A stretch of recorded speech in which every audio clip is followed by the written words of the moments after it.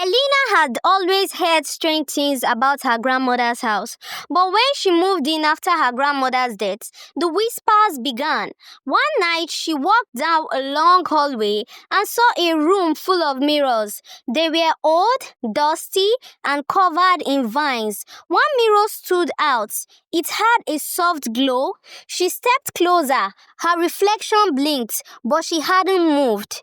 Elena reached out. Her fingers touched the glass, and suddenly she was pulled inside. She stood in a place that looked like her world, but everything was quiet and still. The mirrors around her now showed memories, her childhood, her fears, and her regrets.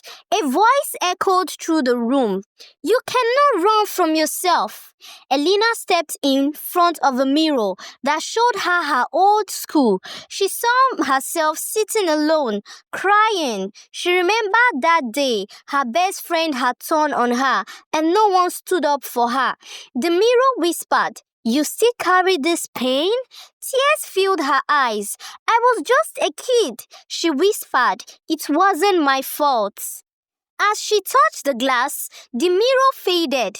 The mirror cracked just a little.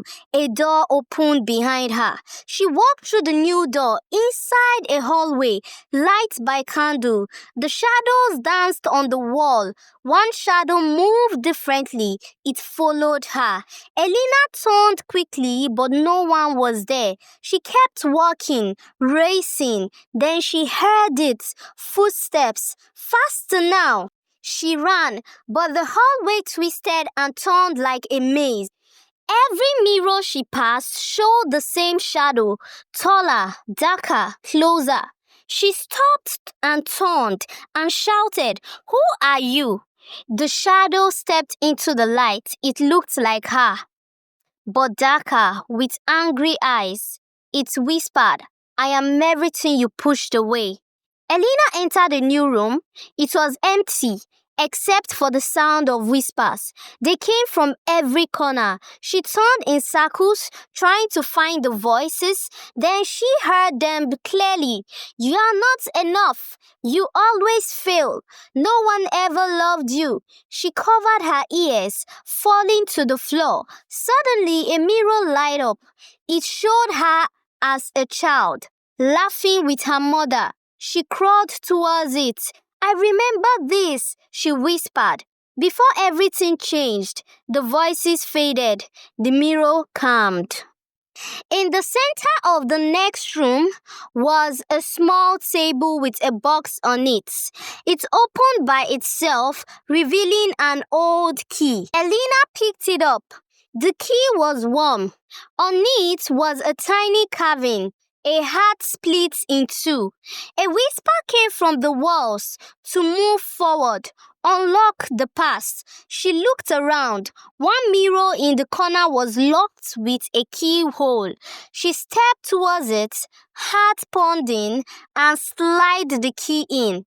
The mirror didn't open. It melted. Inside the melted mirror, Elena saw a young girl, herself, around 10 years old. She looked sad and scared. "You left me here," the girl said. "I had to forget," Elena replied softly. Elena picked it up and read. "Today I saw something I wasn't supposed to." A memory came back. Her father yelling, her mother crying, Elena hiding under the bed, blaming herself. "I thought if I forgot, I'll be okay," she whispered. The girl hugged her. "You came back." Elena walked into a huge dining room. A long table stretched across it, full of food. Every seat was taken by people who looked familiar. She didn't know them. They all smiled at her. None of them blinked. A chair pulled out for her. She sat. "Who are you?" she asked. No one spoke. They all raised their cups and drank. Suddenly, everything vanished. Plates, food, people. There was nothing. she was alone, but the seat behind her was still warm. She picked up a spoon, her reflection blinked. My face is changing. A fork on the table started to shake. Then came the whispers. She is remembering, she is awakening. The hallway behind her shifted into a spiral staircase made of glass. She walked down carefully. Each step echoed like a heartbeat. At the bottom stood a cracked mirror. It showed her younger, hiding something in a box. She whispered, "I locked it away." Elena knelt by the cracked mirror. The box she saw inside appeared in front of her. She opened it. Inside, a broken bracelet, a dried flower, a torn letter stained red. Memories rushed back. Her childhood, her pain, her silence. Suddenly, the floor cracked open. A hidden space revealed a spiral-shaped key wrapped in hair. She held it. The mirror whispered, "You are close now." Flashes filled her head. A woman in chains, a locked door, a scream. She screamed too. What do I need to unlock? Elena stood before the final mirror. It hadn't reflected her. It shimmered like water. She touched it. Her hand went through. She stepped in on the other side. She saw herself not one version but many. The scared little girl, the broken-hearted teenager, the angry woman. They all looked at her. "You forgot us. You blamed us. You tried to erase us." Elena didn't run. She nodded. "I see you now.